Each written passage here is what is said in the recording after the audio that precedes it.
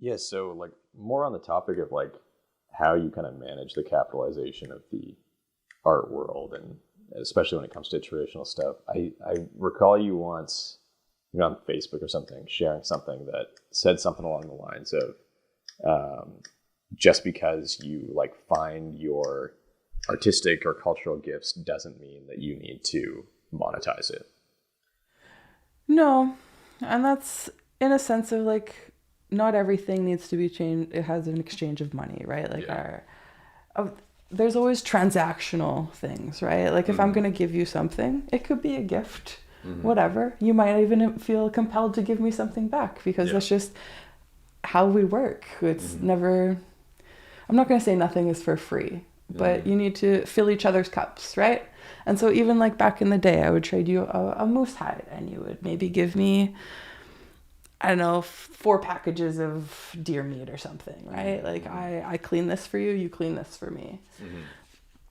But nowadays it's, you know, it's really cool that people do camps and stuff like that. But there's a lot of people that are monetizing off of, you know, big classes and stuff like that when they shouldn't be, or they're not the right person to be doing it. And then it goes into, you know, pretendianism and like, if you got time.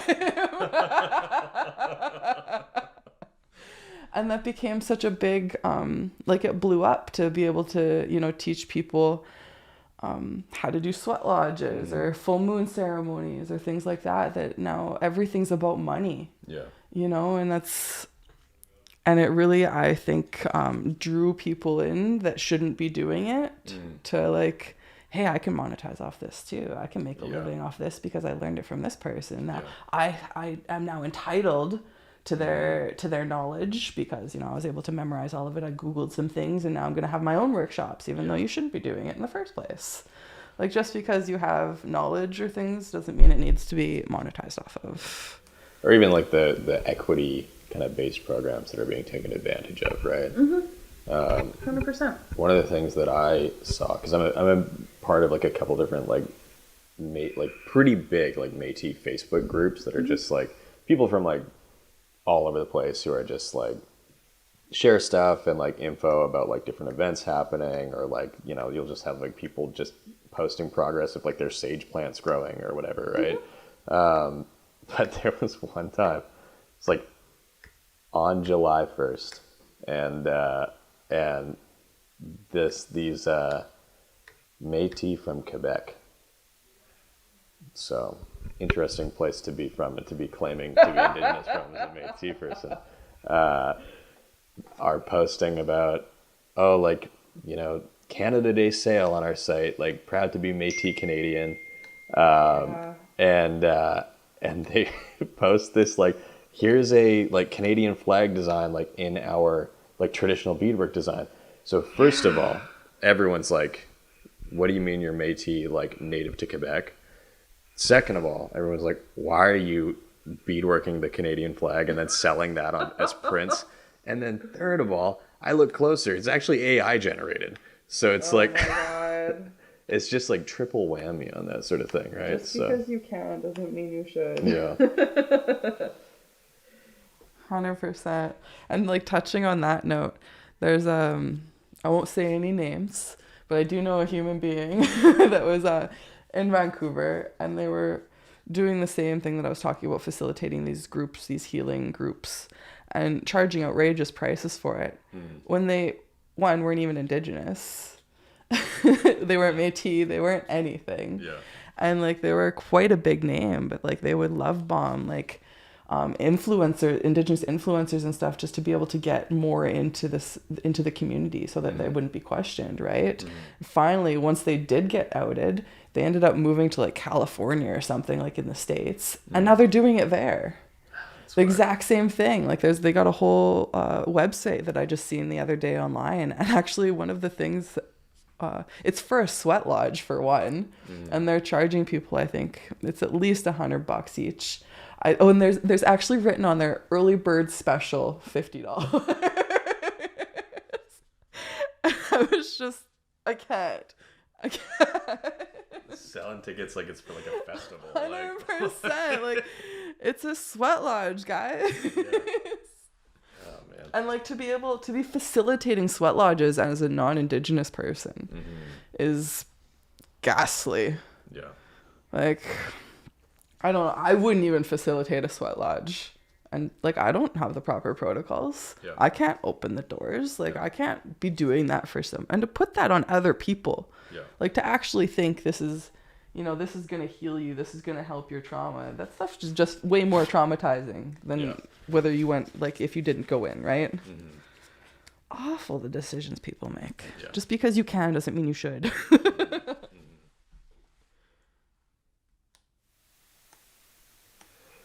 So I'm thinking we can get a bit into kind of how you brought tattooing into land defense, because you kind of visited the front lines of not only what was going on with the Wet'suwet'en protests against the Coastal GasLink pipeline, as well as the Fairy Creek protests against the cutting down of the old growth forest. So, like, while participating in these acts of land defense, like, you have been out there, like, actively tattooing other land defenders. Why do you feel called to, like, bring, like, tattooing into these situations and to kind of, like, merge this, like, art practice with the kind of politics of these protests? That's a great question. The same reason I do everything else is because I'm called to do it. Like, it's not, somebody texting me being like, hey, we need you here. But once you're there, the relief on people's faces to know that they're going to have like some spiritual backing when they've been so emptied is exactly what they needed, right? Like, when I went out to Fairy Creek, like, I think I tattooed from sun up until sundown. And that was I never took any money. It was just whatever you can bring to me, give me. And some of them only had a cigarette. I only got one cigarette, and I was going to smoke it later. But, obviously I need this more. And, some of the pieces that I did out there were really, and the people that I got to meet, it was really beautiful to spend that time out there on the front lines with them. And to hear their stories about where they're from and what they're going through and like what they represent and why they're there. It was really profound. Absolutely. I would do it again 1,000,000 times over. I hope we don't have to. I'm sure we will though, because it's a constant battle with colonialism, right? And so like even from, Wet'suwet'en, tiny house warriors, like there was a point in time when I was in Winnipeg that we're just stopping all the traffic on the Trans-Canada highways, with our drums and like putting society to a halt for even just a minute, just to remind them, hey, this is still going on. Well, you're driving your car and talking on your phone and going to work and living your average day life. We're still struggling and the Mother Earth is still struggling, well, you've put yourself in this happy little bubble. Maybe take a deeper look at it. But like the inconvenience that we caused them was just such a big deal, right? Even if it's just for 5 minutes, they couldn't be bothered for that reminder. I think when people started like, for TMX, when they started like, killing the railroads for that month, right? When they took down all the trains and stuff and they were all halted, that was amazing to be a part of, right? Like, I remember like even like blocking intersections in Vancouver in solidarity with Wet'suwet'en at the time, and just having like hundreds of us stand in a crosswalk and no traffic's passing by, and have one like angry guy walk by and go, "You guys are inconveniencing hundreds of people right now." And we're like, yeah. That's the point, bro. Absolutely. Like, just people can't handle, losing 5 minutes of their day or, for something that's gonna cost the next generations their life. Yeah. And like something that was really, I don't know, it was kind of frustrating to me was like, if we're gonna get into a little bit of politics. That's the whole point of this show. Let's get into it. The amount of people that showed up for Fairy Creek, even though the Pacheedaht wanted that, like that is their land and, you know, traditional territory, like that's what they say goes. And for them to all be wanting, you know, we need this wood, we need to sell it for our resources. And everybody was just, no, you can't. When Wet'suwet'en, just because they're a little bit further north, they're begging for help. Like they're doing this against their will. Like, and they're even hauling people off their own land, right? But no, there wasn't a whole lot of help for that one. Yeah. Like, and that's something that I don't really understand. Like, they actually needed help, but Pacheedaht territory didn't need help. We were against them. And so it was just, I don't know, a little bit of mental gymnastics in my head, I guess, around that one. What do you think? Yeah, it's interesting, right? Because I think that there's a lot of, it's the tricky balance of like wanting to respect the sovereignty of other nations and knowing that it's not your place to like make decisions on their behalf, as well as like the disappointment sometimes, like when there's like things that are done that are going to like set precedents for how the rest of us are treated, you know? 100%. Like there's some nations now who are ceding their territories. Like, and I understand that it's like doing great things for their community in the short term, right? But it really concerns me for what that means for the long term for not only them, but the rest of us Native folks, right? Of course, I'm not going to go over to their territory and be like, listen to me, you need to do, you know, like, but it concerns me. And I would, if anybody's asking for my opinion, I would encourage them not to do things like that. But what other options are given to them? That's the thing. That's one of the things that I have talked about a lot on this show is like this tricky balance that we always have to strike between short-term solutions. Well, one thing that we constantly get pushed towards is short-term solutions to long-term problems. 100%. And it's really hard to not embrace those short-term solutions when people are actively suffering. It's this kind of weird balance of like having to play the game, but also hold your own at the same time. And it's hard to know what to do in every situation. But that's what the government, exactly what they wanted. They wanted to be able to back all of us into a corner and be able to say, either you give us this or you now have nothing. Yeah. So I don't know, like there was a lot of people that were really angry with the Pacheedahts and stuff like that, but we gave them no other choice. Yeah. Or they gave them no other choice. I mean, I do believe Fairy Creek is now actually a protected area. Like we did win. Nice. But again, it was, so many was already lost from it. Yeah. But now, I do believe they're, like, if we're still going back into pipeline stuff and land defending, like aren't they starting a new pipeline territory down from Prince George? Yep. Are they twinning it? Or is it a whole new one? I think it's a new one, but I could be wrong. Don't quote me on that. No, I won't. We can put the information up on the screen. Like, who's fighting against that one now? Yeah. And then, like, whatever happened to the, like, tiny house warriors, and, like, they got mowed over. They had all of their, you know, their berry picking lands destroyed for a man camp that's there for temporary, when they just took, you know, generations of food staples from people. Yeah. I don't know, just the things that they keep on taking, and they force us into it. Yeah. And it's hard to get, like, the general public to, like, care on a wide scale, unfortunately. Well, they can still go to the grocery store. They can still get whatever they need at a moment's notice, where, you know, especially living out in the bush, the closest grocery store is, you know, maybe a 4 or 5 hour drive. Yeah. If you're lucky enough to have a vehicle. But yeah, they just, they're taking everything away from us so that we'll have to subscribe to their lifestyles. And then there's no more traditional practices. I think it's interesting. Like, I think that there's kind of an uptick in like casual activism in the last few years, but not necessarily an uptick in like awareness of what's going on around people. Like, one of the key examples I saw was, and I have to word this very carefully because I don't want people to not like to hear what I'm not saying, sort of thing.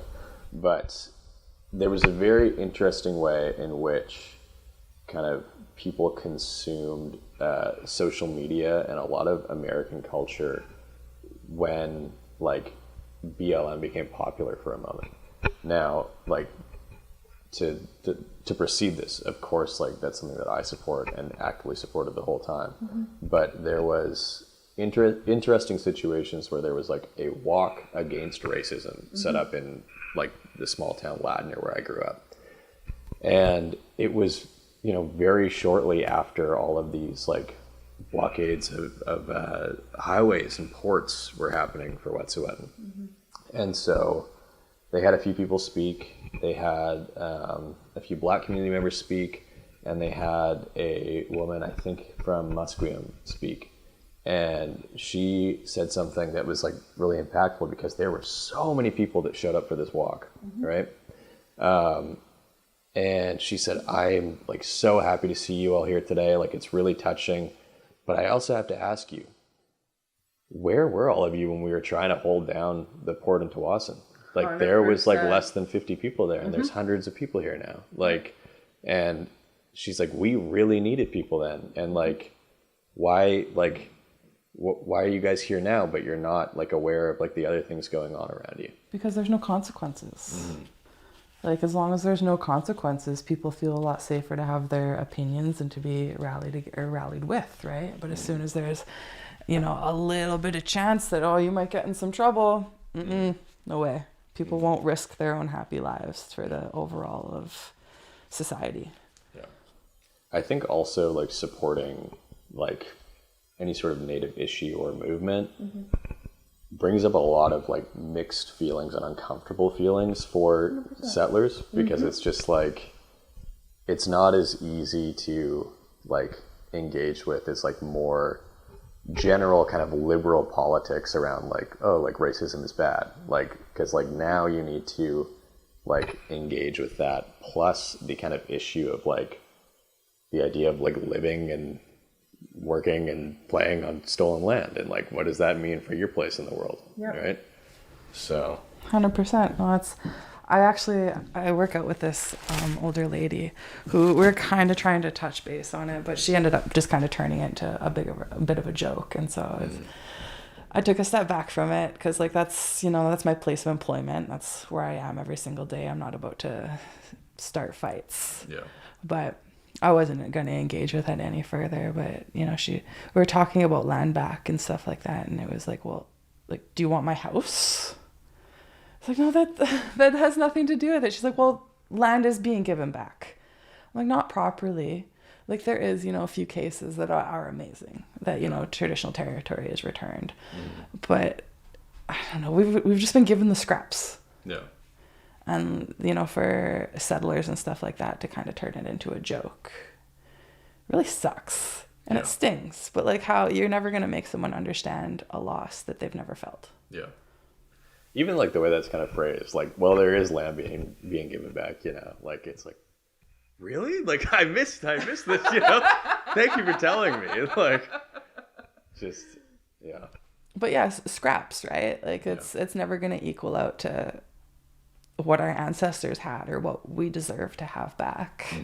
Because it's, you know, it's not economically just. Yeah. Like, it's where they're getting all their money. It's where they're getting their resources. They ain't going to give that back to the natives. No way. Yeah. And I think that there is this interesting mix of, like, the way that, I think I've said this before on the show too, but the way that, like, our, like, art and culture and politics are, like, separated for the, like, larger Canadian public's consumption, right? Like, it's interesting because people think things are happening. Things have gotten like so much better for Indigenous people. And I think in large part, it kind of goes hand in hand with the way that you see a lot of cities like love to like put native art on everything. Like they're like, we're doing something here. The sewer covers have Coast Salish art on them. Let's get them on the cop cars, you know, like and it's everywhere, right? Or like, and people who don't get it see that and are like, oh, look at that. It's solved, you know? But you can take something like and maybe we'll bring this into actually some of the stuff that you might have witnessed during Fairy Creek and Wet'suwet'en. You look at something like the statistics for how many Native people the RCMP killed in like between 2007 and 2017, right? And that shows that over a third of the people that they shot to death are Native people.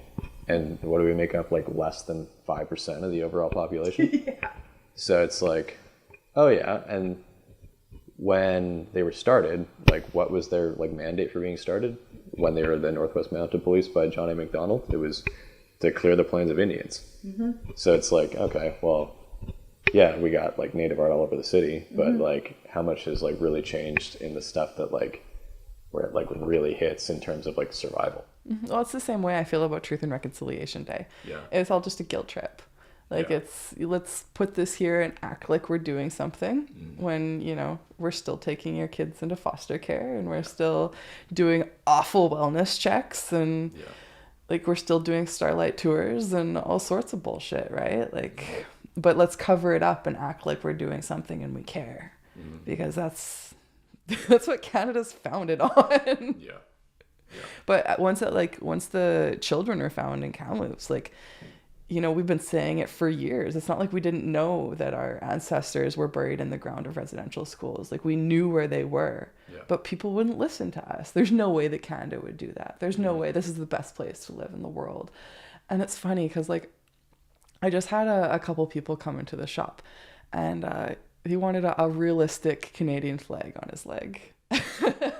Well, it wasn't I wouldn't do the Canadian flag. I said, I'll give you a leaf. I'll give you a red leaf. That's as far as I'm going to go with that one. Yeah. And when they came in, you know, they were talking about their pride in Canada and how lucky they were to be born here. And I just kind of like piped up through their conversation. I was like, yeah, you're lucky to be born here, unless you're Indigenous. You know, you guys kind of came and stomped on everything good we made of this place and then took it from us and put my grandma in a school and took all her stuff too, right? You know, took her language, took her hair. Like, we weren't allowed to be Indigenous in my family. She told us we were Irish. Yeah. You know, I didn't get my status. I didn't get anything like that. Like, it was... And then from there, like, all her kids were alcoholics and drug addicts because there was just so much shame and trauma within my family now. Like, they took everything and then put up banners in the streets with, you know, Coast Salish designs on them to say, I'm sorry. It's shit. Yeah. Yeah. I mean, same thing happened in my family. Like my great grandma went to residential school and then, and my great grandpa was lucky enough not to, but he came from kind of a bit more of like a rich family, like, cause they were in with the HBC. And, so then they raised my grandpa and his brother to believe that they were not Métis, but they were sympathetic to their cause.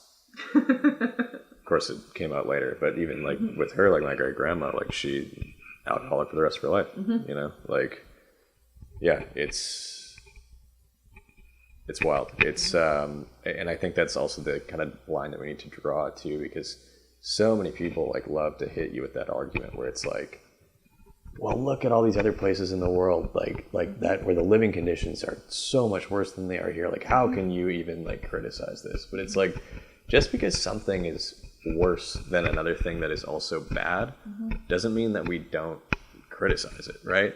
Like, you can hold two things at once, where it's like, we are like very lucky to live here for the privileges that we have by like living in this part of the world. it doesn't mean that there's still not like terribly oppressive structures in place that are doing horrible things. Colonialism kills everything. Like nobody can seem to live in like a successful harmony. They just need to take it and put pavement on top of it in order to feel comfortable with it. Yeah. I don't know why people have such a struggle with, being able to connect to nature and animals and living in harmony with them instead of just bulldozing it all over and saying, this is mine. Get out. Yeah. One thing I did want to ask you about is when you were out at like Fairy Creek and Wet'suwet'en, like what did you actually see while you were there in terms of like that like RCMP presence? Like what was that like? It was awful. Like my mom was out there for much longer than I was actually, and by the time I came back to get her, like she had her bandana covering her face, and she was in the face of police officers yelling in her indigenous language. And honestly, I've never been more proud of my mom. But like because of the consequences that they've put upon the younger generation, it made older generations have to come to the front lines because they got less to lose. Yeah. But it's still, we have more to gain for their next generation. But what are you going to take away from the elders at this point? Like you've already taken everything. Yeah. So there was actually a surprising amount of elders on the front line, and it was just kind of our job to look after them, make sure they were comfortable, get them anything they need. They come to the fire, you move, you let them sit down, right? And watching my mom, be part of the matriarchy there was really amazing. Because like so much of her trauma, she was belittled, right? And that was a lot of her addiction and a lot of her alcoholism, like was centered around, how awful she was treated and the abuse that she had to endure from her dad and all of that stuff. So seeing her in her power was really amazing. But like the police presence there was, only the more police presence that I've seen was up in Wet'suwet'en. That was swarms. Well, we won't get into the raids yet. But with Fairy Creek, like even, my best friend, she's Australian, and she was one of the police liaisons there. So she's like the middleman between us and the RCMP. And she got shoved like really hard to the ground, messed up her arm. And in the process, though, she ended up putting her hand through her daughter's drum. Oh, wow. And like completely busted that up. Yeah. And then, so I ended up fixing it for her. But long story short, like they were, pepper spraying groups of people. And like they were carted off by so many people were arrested for defending trees. Yeah. I think the militancy of the response from the cops in both of those situations was just like, it was very like eye-opening. I mean, like it was a confirmation of what we already knew, but it was still like, I think when Wet'suwet'en happened, it was 2020. I was like 21, right? Or no, it started happening when I was 20, I think. And I remember that being like a very like radicalizing thing for me, like seeing that happen. And yeah, like I was looking more into Fairy Creek before you came over today, and seeing this, it said, I saw a CBC article that called Fairy Creek the largest act of civil disobedience in Canadian history, like by the amount of arrests. It said over 1,100 arrests. And that's just, it's crazy. Like, I feel like it really reveals how the police force acts as defenders of capitalism rather than the people. Especially when you compare that to something that happened very shortly after the Wet'suwet'en crisis. The whole thing, do you remember the thing with the Mi'kmaq fishermen and the fisheries? Yeah. And did you see the RCMP presence there? Yeah, that was... Like 2 guys chilling and not doing anything, and then all these guys like burning down fisheries who were like pissed. Like, and that's the difference in response. That's not protection of capital when it's just a thing for the greater good of an indigenous nation, right?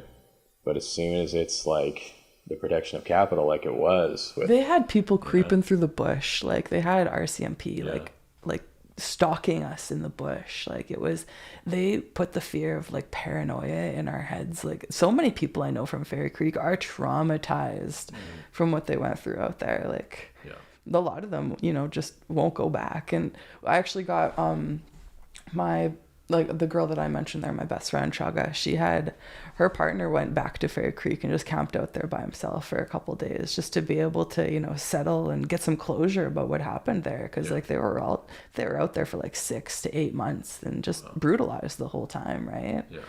Like the amount of time that lasted and the amount of time that people sacrificed their own lives to be out there was phenomenal. Yeah. I wanted to ask you, so I'm sure you know how I feel about this, but from someone who was there as well, and like kind of given that whole like experience of seeing people like brutalized by the RCMP,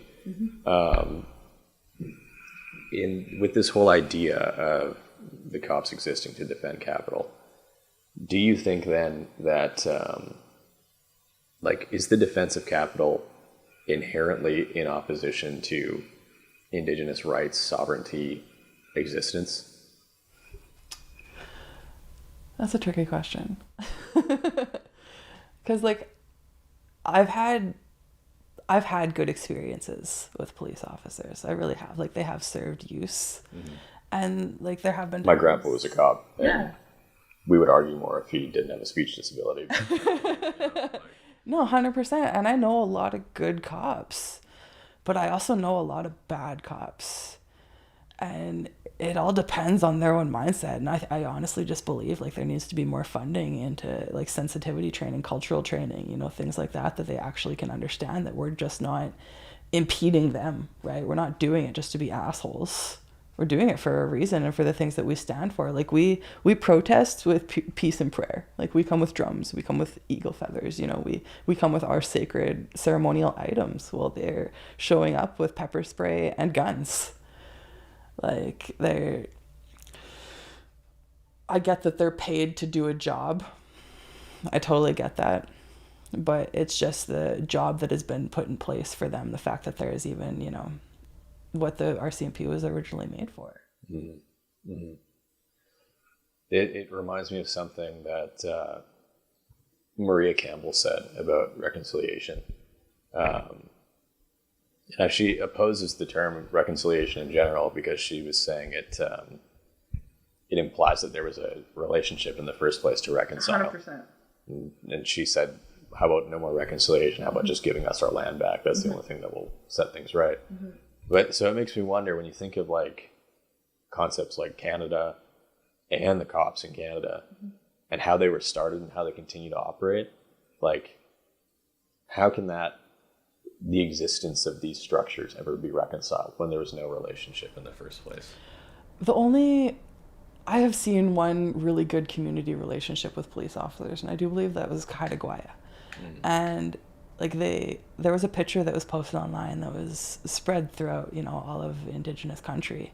And it was a lineup of police officers and they were all in their uniform, but instead of their blue shirts that they wore underneath, they were wearing orange and they had orange strips instead of blue ones, right? And they are actually part of the community. And I don't know if that was just because they're on an island far away from everybody else, that they actually are more intertwined with their community, or that they're just so, spread so thin that there's just not enough funding to actually for them to be involved with the community.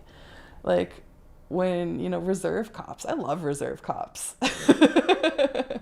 I've always had good relationship with reserve police, and it's because they're integrated within the community. And if there's not going to be any integration, then there's never going to be a relationship. Yeah, I think that's an interesting point, because that seems like it seems like a far cry from what most policing is. But it is possible. Like, right? Like it's some sort of like community integration. Like I feel like it's very similar to what a lot of leftists call for with like, communities looking after themselves and keeping themselves safe. 100%. Like if it's like people within the community, that sort of thing. Like that's kind of something interesting to run with. I don't know if it's like possible for the police force on a large scale. Like even though the way that they use their funding and stuff like that. But yeah, no, like just having communities take care of communities, I think is like a really good takeaway there. But then, people are calling to take away the funding for policing and all of that stuff. Understandably, like considering we know where that funding is going, but it's just using it differently, like actually using it to integrate communities and stuff like that, and having officers that actually have an overall understanding of cultural work and what we're doing and being a part of. Yeah, I think like, I don't know, I find myself like a little bit more of the mind of like, I align more with like the taking the funding away and like imagining like alternatives, because I don't have like a lot of faith in like transforming those structures rather than creating new ones. But I think that this kind of discussion is like what most of us are advocating for. Because I even had last season I had Molly Swain come on, and she does a lot of work with like penal abolition. And a lot of the thing that I hear often from people like that is just this advocacy to have communities like imagine together, like otherwise, like what could be, like what we could foresee for the future. And that's something that you hear a lot about. Like it's interesting. Like you hear a lot of like Indigenous like storytellers and like fiction writers talking about like imagining otherwise. Like one person I know in particular, like Daniel Heath Justice, is a Cherokee guy, and he's done some great nonfiction and fiction work, and that's like his thing, is like imagining otherwise. But I think that's another way that like our storytelling crosses into our like political thought, and the way that we should actually have our communities function is this ability to imagine and create new ways of interacting with each other and the world around us. So 100%. Yeah. But like if these things aren't something that the greater masses are going to agree with, then you kind of have no choice but to transform rather than rebuild. Right? Like like you said, we're 5% of the population. Yeah. And even then we do have our own police. Like, so we have, transformed in our way of what we can do, even though like they were put there for us regardless. But most communities have a really good relationship with who's ever policing them.